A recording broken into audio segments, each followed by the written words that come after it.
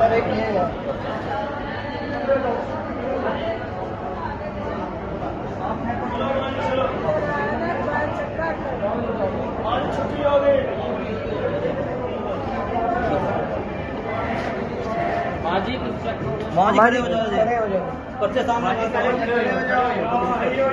हो जाओ माँ जी, खड़े हो जाओ। एनका अपनी ला लो, पर्चे अपने खोल लो यार। समझ नहीं देनी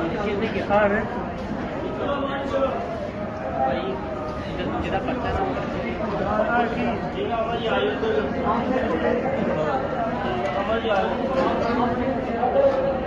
खड़े हो जाओ अम्मा जी, खड़े हो जाओ।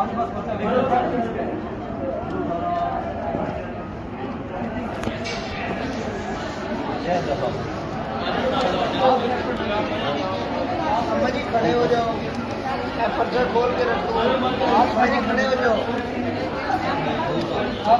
अम्मा जी डॉक्टर साहब आए ने चेक करने वास्ते।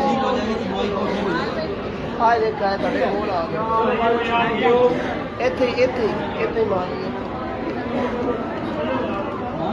अल्लाह खैर करे। एक मिनट सिर्फ, डॉक्टर साहब आ गए।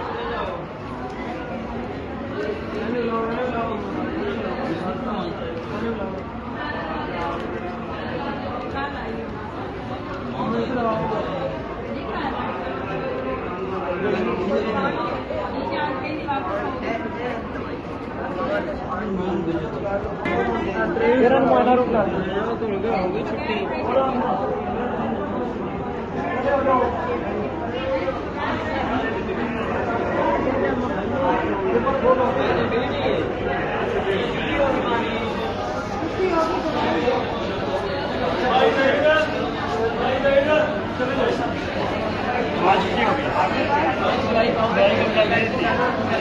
कोई बात नहीं।